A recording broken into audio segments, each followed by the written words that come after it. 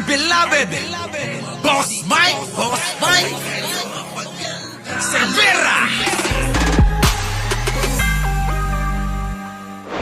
Nako. Oh. Magugulat kayo din mga kababayan ko, ha? Magugulat kayo. Oh, ito muna. Pasok natin to. Harap sa dalawang panibagong impeachment complaint Nako. si Vice President Sara Duterte.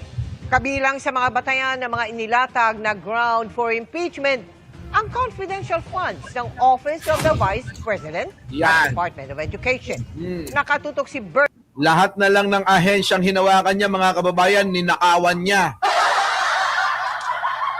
Kita niyo ho? Kaya nga ho, mga kababayan, huwag kayong huwag kayong magtataka kung bakit ang salin niya 80 million. Pero ang binabayad kay Kaufman ay bilyon na, mga kababayan. Kaya mga kababayan, tanga na lang yung mga hindi nakakaunawa na magnanakaw talaga tong pamilyang Duterte. Kita nyo mga kababayan ko, isipin nyo lang, maigi, paulit-ulit kong sinasabi. Ang salin ni Digong ay 37 million. Ang salin ni Sara ay 80 million. Sa loob ng isang buwan na binabayad nila kay Kaufman, mga kababayan ko, ay 150 million. Pag pinagsama nyo ang kayamanan ni Sara at sinasabing kayamanan din ni Digong na galing sa kanilang mag-ama, mga kababayan, sa isang buwan pa lang ubos na. May balansi pa. Oo, may balansi pa. Di ba? Kita nyo, mga kababayan ko? Lumolobo siya, Sir Mike. Hiyang niya ang maraming kaso. Nakuha ninyo? Kulang pa, di ba? Kaya bobo na lang ang mga hindi naniniwala sa atin eh. Bobo na lang ang mga naniniwala naman kay Sara Duterte. Ito. Bernadette Reyes. Dalawang magkasunod na impeachment complaint ang bungad ng Pebrero kay Vice President Sara Duterte. Yeah. Una naghain ito sa Secretary General ng House of Representatives kaninang umaga ang grupo ng iba't ibang progressive groups na inendorso ng kongresista mula sa Makabayan Bloc.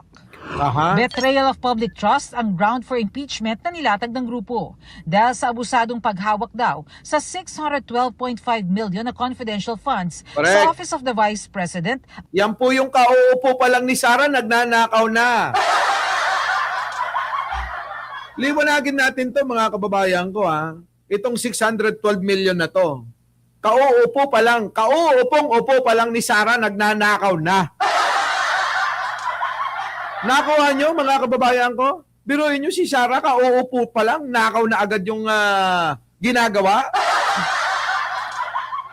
Kaya walang nagawang trabaho si Sara Duterte. Kasi nga po, mga kababayan, nakaw ang inuna. At Department of Education mula noong 2022 Kita nyo, mga kababayan? 2022, mga kababayan ko. Kasalukuyang, kauupo pa lang. Kauupo pa lang, ninakaw na lahat. Teka lang. Ano yan? Mamaya na. Hindi ako makakapag-live. Mamaya. hanggang 2023. Ang basihan nila ang inisyu ng COA na Notice of Disallowance sa 73 million pesos mula sa 125 million pesos confidential fund Kita nyo? na nirelease noong taong 2023 sa OVP at nagastos daw ng 11 araw. Nako, kita nyo mga kababayan ko, eto na. 11 araw ginastos ang 125 million na hindi maipaliwanag ni Sara yan kasi hindi niya akalain na mabibisto. Akala niya kasi mga kababayan, mayor pa rin siya sa Davao. Kaya yung style niyang pagnanakaw sa Davao nung mayor pa siya, ginawa rin niya sa pagiging vice-presidente. Burara ba? Burara? Tama rito ang mga liquidation reports na pirmado ng isang Mary Grace Piatos. Kita nyo mga kababayan ko? Natandaan nyo ba si Mary Grace Piatos? Na wala namang ganyang pangalan? sa pagbili ng mga mesa, silya, computer at printer at ang mga renta ng safe houses na may halagang hanggang 1 million pesos. Pangalawa po, ang prayer po namin dito talagang makita ng Committee on Justice that the complaint is sufficient in form and substance and that there is a probable cause. Correct! Utang baho talaga ni Sarah, mga kababayan. Gandito naaamoy ko. Ay, grabe ang baho mo, Sarah. Di ba, mga kababayan ko, no? O, tuloy. Yan ang gusto ng member ng Didilis. Oo. Na kahit alam mo, kitang-kita nila ang lahat na akusasyon kay BP, Sarah Mau, tambuday. Wala. At hindi daw totoo. Ganun talaga, mga kababayan. Baho ni Sarah. Putik na yan, no? Impeach Sara Duterte as Correct. Vice President. We Yan. expect na makukuha ang 1/3 at mapabibilis ang transmission sa Senado at makapagsisimula Wala, 1/3 lang kayang-kaya. Diba? Oo, live ito ha. Mary Ann, live tayo ha. Oo. na forthwith ang trial na naunsyami. Kaya pala, so eto na ngayon mga kababayan ko. Forthwith. Wala na si Chis Escudero. Si Chis Escudero nga mga kababayan, hindi na natin marinig eh. Biglang tumahimik ng husto eh. At Sarah, huwag kang mag-alala. Baka si Chis Escudero, bitayin ka. Kung dati si Chis Escudero ay pinigilan yung impeachment trial mo. Pero eto ngayon, sa pagkakataon na ito, baka bitayin ka na.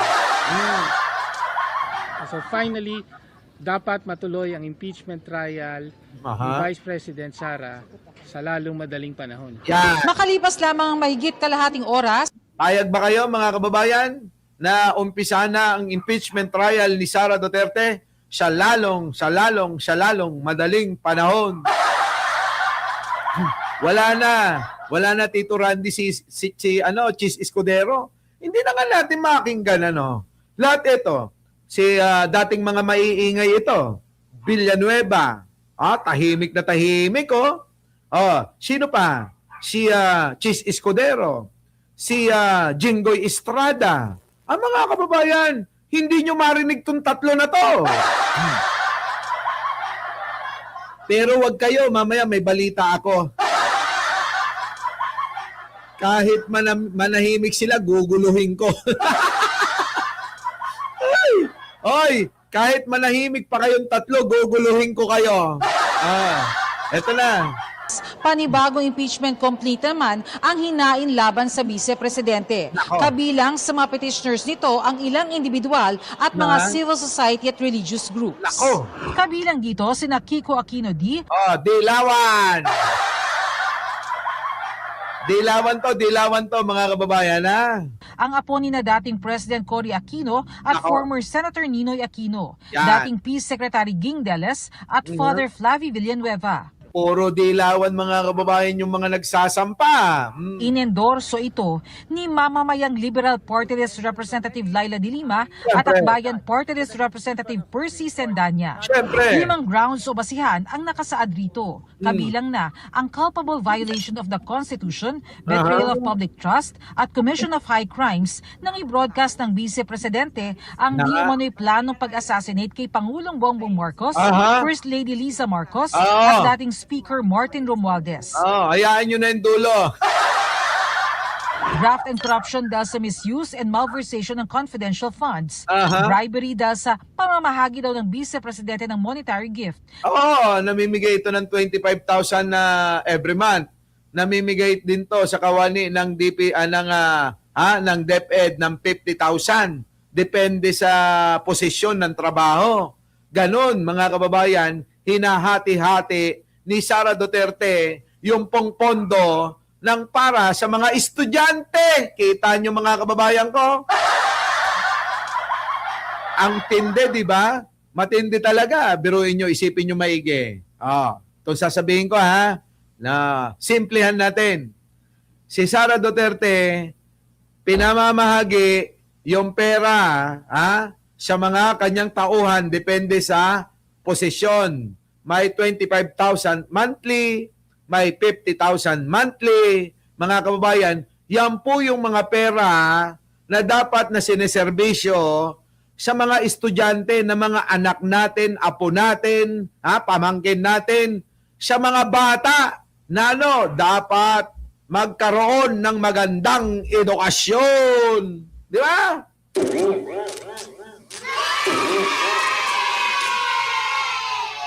Kaso si Sara walang konsensya. Ang mahalaga lang sa kanya, mga kababayan, sarili niya. Diba? Yung feeding sa school, inalis, sabi ni Devil Doc. Paano? Paano hindi aalis yun, kinukurakot? Bukod doon, mga kababayan ko, hindi pa nagkasya. Ginawa pa niya, mga kababayan, gumawa pa ng mga ghost student. Grabe, di ba?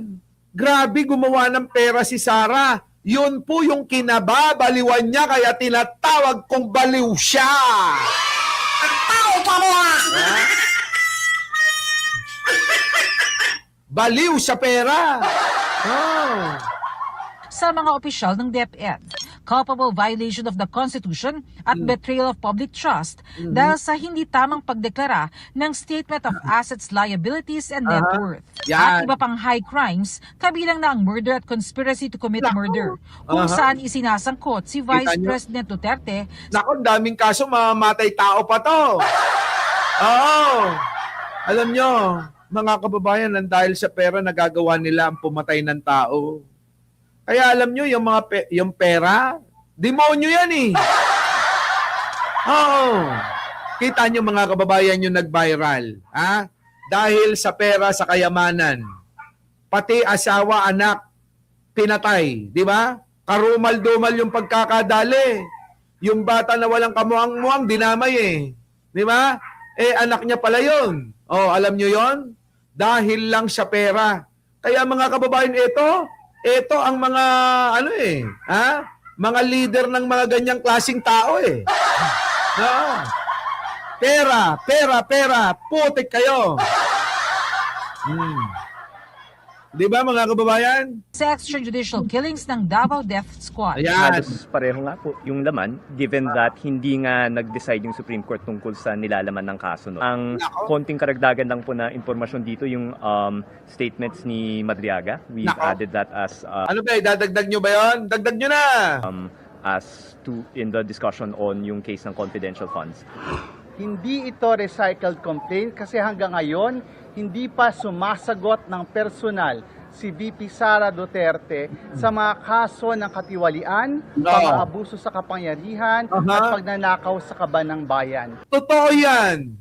Hanggang ngayon, mga kababayan, wala pa siyang sinasagot kahit isa. Di ba? Bakit kaya?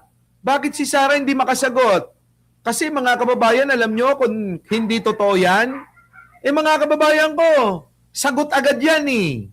Di ba? Baka mamaya nagwawala na yan. Bakit? Yung mga ganun eh. Bakit? Bakit? Kung babatiin ko ba siya ng Merry Christmas, may mababago sa ugali niya. Di ba? Gumanong-ganon na sana. Pero hindi ho eh. Sa dami po ng issue niya, ni isa walang sinagot. Pero kapag ka-chismis at kapag ka mga walang kakwenta-kwenta, ayun mga kababayan. Ganyan o. Bakit? Pag binati ko ba siya, magbabago ugali niya, bakit? Mga kababayan ko, sipin nyo ang maigi yan. Ibang klase ho, mga kababayan. Itong vice-presidente na ito. Di ba, no? Kasi mga kababayan ko, maniwala kayo sa hindi. Si Sara Duterte, mga kababayan, ay takot talaga yan sa mga ganyan. Lalong-lalo na at meron siyang kinalaman. Hindi niya mapapangatwiranan. Kaya umaasa sa ibang tao na sumagot sa mga kanyang kamangmangan. sa mga kanyang ginawang kasalanan. Oo, hinahayaan niya yung mga ibang tao ang sumagot. Di ba? O ngayon, mga kababayan ko, isipin nyo, ulitin ko. Ulitin ko ha. Kailan ba si Sara nakipagdebate? Yung hamon nga natin na makipagdebate kay Attorney Claire Castro, abay hindi nangyari. Urong ang mani ni Sara Duterte. Umurong ang mani. Diba? Akala ko naman mga kababayan, makikita sa muka, sa tigas ng muka, at sa malalalaking katawan ni Sara Duterte, yung katapangan Oo. Diba? Akala natin kasi, kita nyo naman, ang tigas ng mukha ni Sara. Tingnan nyo, yung kanyang katawan korteng katawang lalaki. Kita nyo mga kababayan ko, pagdating sa debate, takot na takot pala